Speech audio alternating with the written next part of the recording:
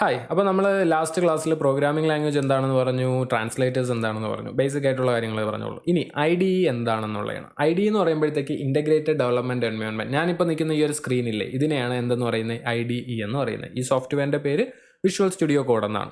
Basically എന്താണ് നമ്മൾ code ചെയ്യുന്നതും ടെസ്റ്റ് ചെയ്യുന്നതും ആ ഒരു എൻവയോൺമെൻറ്റിനെയാണ് എന്തെന്ന് പറയുന്നത് IDE. നിങ്ങളുടെ കോളേജിൽ ചിലപ്പോൾ വേറെ സോഫ്റ്റ്വെയർ ആയിരിക്കും യൂസ് ചെയ്യുന്നത്.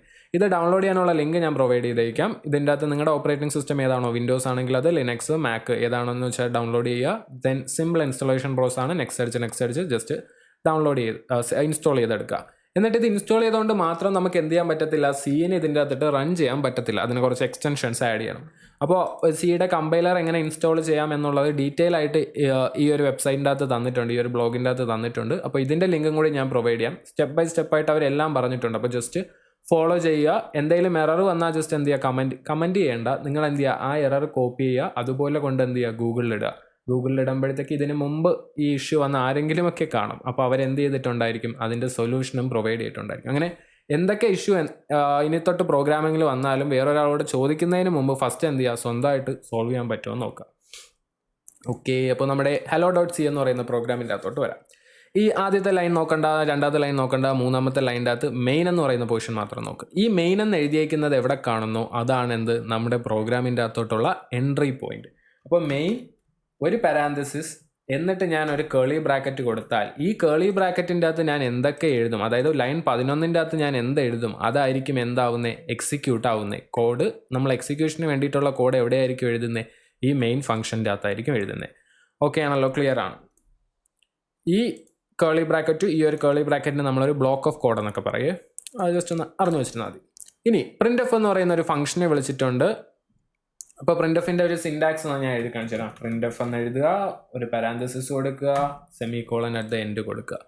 ഓക്കെ, അപ്പോൾ ഇതെന്തിനാണ്, പ്രിൻറ്റ് ചെയ്യാൻ വേണ്ടിയിട്ടുള്ളൊരു ഫംഗ്ഷനാണ്. പ്രിൻറ്റ് ചെയ്യാന്ന് വെച്ചാൽ നമ്മളെ കൺസോളിൽ ഡയറക്റ്റ് എന്ത് ചെയ്യുക, ഔട്ട്പുട്ട് തരിക എന്നുള്ളതാണ്. അപ്പോൾ ഇതിൻ്റെ അകത്ത് ഞാൻ ഡബിൾ കോട്ട്സിൻ്റെ അകത്ത് എന്ത് എഴുതുന്നുവോ അത് അതുപോലെ എനിക്കിവിടെ എഴുതി കാണിച്ചു തരും. ഞാൻ ഇവിടെ ഡബിൾ കോട്ട്സിൻ്റെ അകത്ത് എന്ത് എഴുതുന്നുവോ അത് അതുപോലെ എഴുതി കാണിക്കും. ഡബിൾ കോട്ട്സ് കൊടുത്താൽ മാത്രമേ ആ എഴുതുന്നത് അതുപോലെ എനിക്ക് എഴുതി കാണിക്കത്തുള്ളൂ കേട്ടോ. അപ്പോൾ ഞാൻ ജസ്റ്റ് ഈ കോഡൊന്ന് റൺ ചെയ്ത് തരാം. അപ്പോൾ കണ്ടോ, ഹലോ വേൾഡ് എന്ന് എനിക്ക് എന്ത് കിട്ടി, ഔട്ട്പുട്ട് കിട്ടി. അതായത് 4th ലൈൻ എത്തിയപ്പോൾ എന്താ പറഞ്ഞേക്കുന്നത്, printf ഡബിൾ കോട്ട്സിനുള്ളിൽ ഹലോ വേൾഡ് എന്ന് കണ്ടു. അപ്പോൾ ഡബിൾ കോട്ട്സിനുള്ളിൽ ഹലോ വേൾഡ് കണ്ടപ്പോൾ എന്ത് മനസ്സിലായി, ഓക്കെ അതിൻ്റെ അകത്ത് കിടക്കുന്ന എന്താണോ അത് അതുപോലെ പ്രിൻറ്റ് ചെയ്യാനാണ് പറഞ്ഞേക്കുന്നത്. ഇനി ഞാൻ ഡബിൾ കോട്ട്സ് റിമൂവ് ചെയ്തപ്പോൾ കണ്ടോ എനിക്കൊരു എറർ വന്നേക്കുന്നത്. കാരണം അങ്ങനെ ഒരു സാധനം നമ്മൾ ഒരിടത്തും ഡിഫൈൻ ചെയ്തിട്ടില്ല ഈ ഹലോ വേൾഡ് എന്ന് പറയുന്നത്. അപ്പോൾ ഓൾവേസ് നമ്മൾ സ്ട്രിങ് അതുപോലെ നമുക്ക് ഔട്ട്പുട്ട് ചെയ്യണമെങ്കിൽ എന്ത് പ്രൊവൈഡ് ചെയ്യണം, ഡബിൾ കോട്ട്സ് ഇടാൻ മറന്നു പോകരുത്. ഓക്കെ ആണല്ലോ. അപ്പോൾ ഇനി printf എന്ന് പറയുന്ന സാധനം എവിടെ നിന്ന് വന്നു, അതാണ് അടുത്ത ക്വസ്റ്റ്യൻ. printf എന്ന് പറയുന്ന ഫംഗ്ഷൻ്റെ അകത്ത് ഇങ്ങനെ ഒരു ഡബിൾ കോട്ട്സിൻ്റെ അകത്ത് കുറച്ച് വാല്യൂ കൊടുത്താൽ അത് ഇവിടെ എഴുതി കാണിക്കണം എന്നതിനെങ്ങനെ മനസ്സിലായി, അതെങ്ങനെ വർക്കാവണം എന്നുള്ള ലോജിക്ക് എഴുതി വെച്ചേക്കുന്ന ഫയലാണ് എന്തോന്ന്, stdio.h. stdioയുടെ ഫുൾ ഫോം എന്ന് പറയുന്നത് സ്റ്റാൻഡേർഡ് ഇൻപുട്ട് ഔട്ട്പുട്ട് .h എന്ന് പറയുന്ന ഫയലിൻ്റെ എക്സ്റ്റൻഷൻ മാത്രമാണ്. അതായത് നമ്മളൊരു ഇമേജിനാണെങ്കിൽ നമ്മൾ .jpeg .png എന്നൊക്കെ പറയില്ല, അല്ലെങ്കിൽ ഒരു മൂവി ഫയലാണെങ്കിൽ .mp4. അതേപോലെ ഈ ഒരു ഫയൽ ഇതൊരു ഹെഡർ ഫയലാണ്, അതുകൊണ്ട് അതിൻ്റെ എക്സ്റ്റൻഷൻ നമ്മൾ എന്ത് കൊടുത്തു, .h എന്ന് കൊടുത്തു. ഹലോ എന്ന് പറയുന്ന ഈ സി പ്രോഗ്രാമിൻ്റെ എക്സ്റ്റൻഷൻ എന്തോന്നാണ്, .c. നിങ്ങൾ കഴിഞ്ഞ തവണ പഠിച്ച പൈതൻ്റെ എക്സ്റ്റൻഷൻ എന്തോന്നാണ്, .py. അതുപോലെ .h എന്ന് പറയുന്നത് എന്താണ്, ഒരു എക്സ്റ്റൻഷനാണ്. അപ്പോൾ ഈ stdio.h എന്താണ്, ഒരു ഫയലാണ്. ഈ ഫയലിനുള്ളിലാണ് printf, scanf, അതായത് ഇൻപുട്ടിനും ഔട്ട്പുട്ടിനും ആവശ്യമായിട്ടുള്ള ഫംഗ്ഷനുകൾ എങ്ങനെ വർക്ക് ആവണമെന്ന് എഴുതിയേക്കുന്നത് എവിടെയാണ്, ഈ ഒരു ഫയലിൻ്റെ അകത്താണ്. അപ്പോൾ ഇതൊക്കെ ഇതിൻ്റെ അകത്ത് വർക്ക് ആവണമെങ്കിൽ നമ്മൾ ആരെ ഇൻക്ലൂഡ് ചെയ്യണം, ഈ ഒരു ഫയലിനെ കൂടി ഇൻക്ലൂഡ് ചെയ്യണം. ഇനി ആ ഒരു ഫയലിനെ ഇൻക്ലൂഡ് ചെയ്യുന്ന ആ ഒരു ലൈൻ ഞാൻ കമൻറ്റ് ചെയ്തെന്ന് വെച്ചോ, / കൊടുക്കുമ്പോഴത്തേക്ക് കമൻ്റ് ആയി. അതായത് ആ കോഡിനെ എന്ത് ചെയ്യത്തില്ല, ഇനി കമ്പൈലർ റീഡ് ചെയ്യത്തില്ല.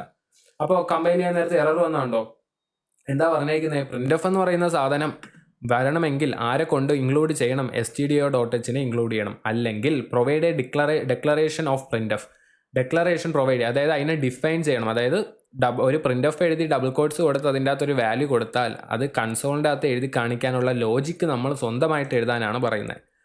അപ്പോൾ നമുക്ക് 2 നമ്പർ ആഡ് ചെയ്യാനേ കഷ്ടപ്പാടാണ്. അപ്പോഴത്തേക്ക് നമ്മളിനി printf കൺസോളിലോട്ട് വരുന്ന ലോജിക്ക് എഴുതാൻ നിന്നാൽ എന്ത് ചെയ്യും, സമയം പോകും.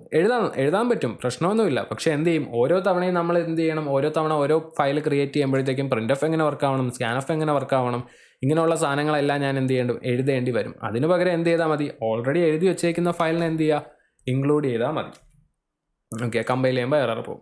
ഇനി 5ാമത്തെ ലൈനിൽ എന്തോ എഴുതിയേക്കുന്നത്, റിട്ടേൺ 0. അതായത് 0 എന്ന് പറയുന്ന ഒരു ഇൻറ്റിജറിനെ ഞാൻ റിട്ടേൺ ചെയ്യുന്നു. Okay, integer. അപ്പോൾ ഇവിടെ കൊടുത്തേക്കുന്നത് എന്തായിരിക്കും, നമ്മൾ റിട്ടേൺ ചെയ്യുന്ന എന്ത് ടൈപ്പ് ഡേറ്റേനെ ആയിരിക്കും ഞാൻ റിട്ടേൺ ചെയ്യുന്നതെന്നുള്ളതാണ് ഇവിടെ എഴുതിയിരിക്കുന്നത്. അപ്പോൾ ഇവിടെ ഞാൻ റിട്ടേൺ 0 കൊടുത്തത് കൊണ്ട് എന്ത് ചെയ്തു, ഇവിടെ ഇൻറ്റ് മെയിൻ എന്ന് എഴുതി. അപ്പോൾ ഞാൻ ഒന്നും റിട്ടേൺ ചെയ്യുന്നില്ല എങ്കിൽ ചില കേസിൽ നിങ്ങൾ ശ്രദ്ധിച്ചിട്ടുണ്ടാവും, നമ്മൾ എന്തായിരിക്കും കൊടുക്കുന്നത്, വോയിഡ് എന്നായിരിക്കും കൊടുക്കുന്നത്. അതായത് ഞാൻ ഒന്നും റിട്ടേൺ ചെയ്യുന്നില്ല. അപ്പോൾ സിമ്പിളായിട്ടുള്ള എത്ര കാര്യങ്ങൾ മനസ്സിലായല്ലോ. അപ്പോൾ എന്തായിരുന്നു #include_stdio.h എന്ന് പറഞ്ഞാൽ ഹെഡർ ഫയലിനെ നമ്മൾ ഇൻക്ലൂഡ് ചെയ്യുന്നതാണ്. ഇതിൻ്റെ full form standard input output .h എന്ന് പറയുന്നതാണ്. ഇതിനെ പ്രീ പ്രോസസ്സർ ഡയറക്ടീവ്സ് എന്നൊക്കെ പറയും.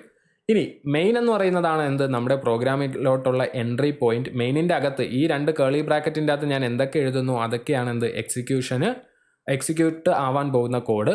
പ്രിൻ്റ് എന്ന് പറയുന്ന സാധനം വന്നേക്കുന്നത് stdio.hൻ്റെ അകത്തു നിന്നാണ്. പ്രിൻ്റ് എന്ന് പറയുന്ന ഒരു ഫംഗ്ഷനാണ്. അതിൻ്റെ അകത്ത് ഡബിൾ കോഡ്സിൻ്റെ അകത്ത് ഞാൻ എന്ത് എഴുതിയാലും അത് എനിക്ക് എന്തായിട്ട് കിട്ടും, കൺസോളിൽ ഔട്ട്പുട്ടായിട്ട് കിട്ടും. ഓൾവേസ് അറ്റ് ദ എൻഡിൽ എന്ത് പ്രൊവൈഡ് ചെയ്യുക, എല്ലാ ലൈൻ്റെയും അറ്റ് ദ എൻഡിൽ സെമികോളൻ പ്രൊവൈഡ് ചെയ്യുക, കാരണം അതാണ് അതിൻ്റെ സിൻടാക്സ്.